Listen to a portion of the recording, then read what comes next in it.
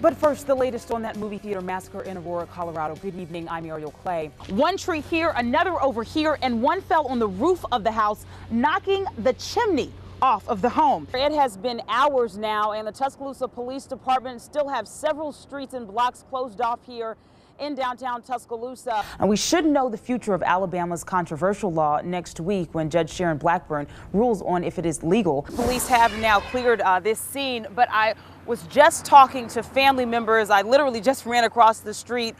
They are extremely emotional. When trying to escape a burning house, stay as low to the ground as possible. Also, grab a shirt or towel. One person was brought out of the store in handcuffs and put into a police unit. We do not know if that is a suspect or not. Rick and Janice, it was about 5 to 10 minutes ago when several police officers rushed into the home here on Arlington Avenue. I'm going to step out of the way and let you guys take a look. It made efforts to clean up and contain that spill in the Gulf very difficult. Someone opened his box and took the bill out.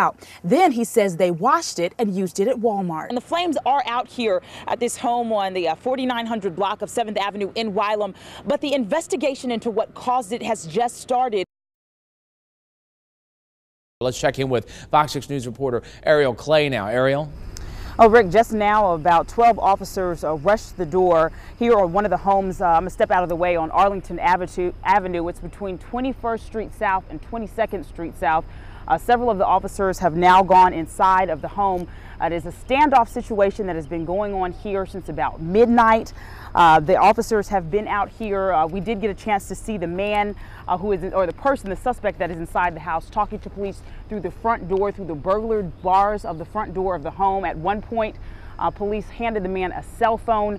We have not gotten a lot of information about what has caused this standoff or what exactly is going on here. But within the last few minutes, again, about 12 officers rushed up to the front door of the home here, and several of them have now gone inside of the home. We have not seen the suspect coming out, but there's a lot of action going on down there towards that end of the street. Again, this is between 21st Street South and 22nd Street South here on Arlington Avenue here in Bessemer. We are going to stay on top of this scene out here. I did get a chance to talk to the public information officer for Bessemer Police. He could not give me any information right now, but he says that he is going to try to get some and bring it back to us as soon as he can. I'm going to send it back to the newsroom now. When you stand on the front porch of a house, you're not supposed to be able to look down into it. This is what used to be the front door of the Youngblood Waters family home. Now they're spending the day trying to salvage what they can. We're just trying to see what we can just get what's left. With the help of her family, Claudine Waters started what is sure to be a long recovery process. She's not complaining though, not after what she and her husband lived through. They were in their basement when a tornado hit Pratt City. All of a sudden he said, "Here it come, here it come." I hit the floor and covered my head.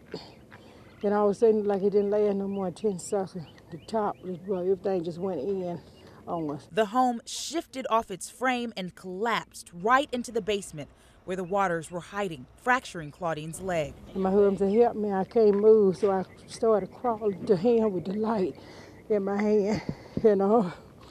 He was pinning it, I couldn't move him. Waters realized she needed help to free her husband, but finding it meant getting out from under her caved-in home. I kept crawling and crawling. I got to the side of the house with a little crack. I could see the light. A neighbor helped pull Waters out of this small hole.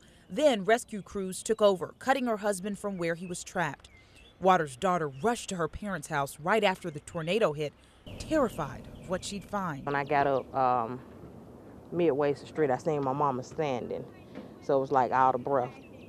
Just like came back into my body. It was like literally I wasn't breathing. Since that day, each breath has become a little easier for Laconis Youngblood, knowing her parents are safe, as she helps sort through the 20 years they put into this home.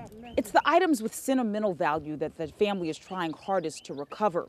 Items like this picture here, caught up in the rubble.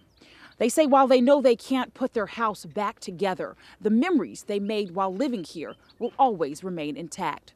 For now in Pratt City, Arielle Clay, Fox 6 News, on your side. Welcome in and good evening. I'm Arielle Clay. Thanks so much for joining us tonight. Birmingham police investigating a homicide tonight. The shooting happened in an Inslee neighborhood. People who live there say it's a beautiful area, but over the past 6 years, there have been more and more instances of crime. The most recent last night on the 1400 block of 44th Street, Inslee.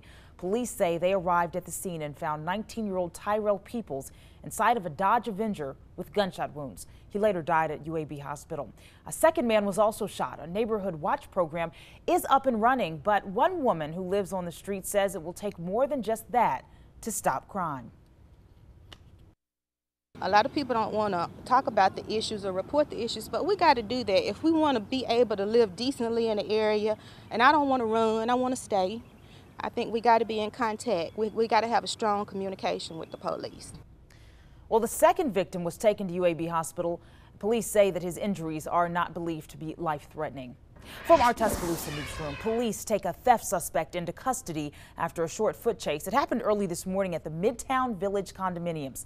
Police say Ryan Lamarcus Leatherwood stole electronic items from vehicles at the complex. They say he tried to steal a car from the parking deck as well. Leatherwood was taken to the Tuscaloosa County Jail, where he is being held pending bonds totaling $105,000. Officials in Tuscaloosa are renaming a street in honor of a police officer who was killed while serving as a funeral escort.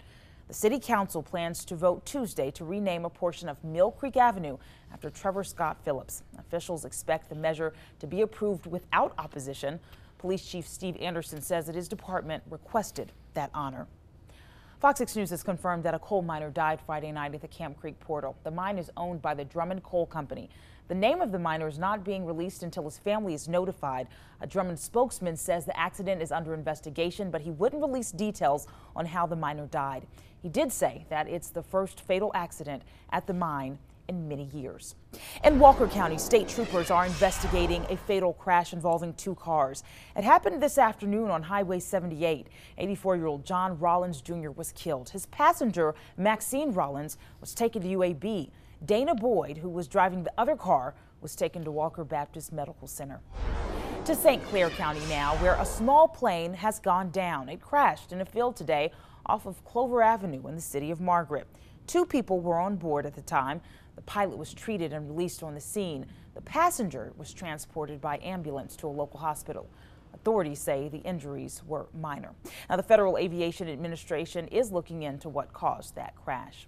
Well, let's get a first check on weather with Fox 6 meteorologist Fred Hunter. And am I supposed to believe that we're going to have more of what we had today, Fred, tomorrow? Well, summertime is right around the corner, and it's time to look for a summer job. Today, Alabama Adventure hosted a job fair. Hundreds of people showed up, many of them teenagers or college students. And as Fox 6 News reporter Karen Church shows us, the people who lined up are hoping to snag one of the 300 jobs available.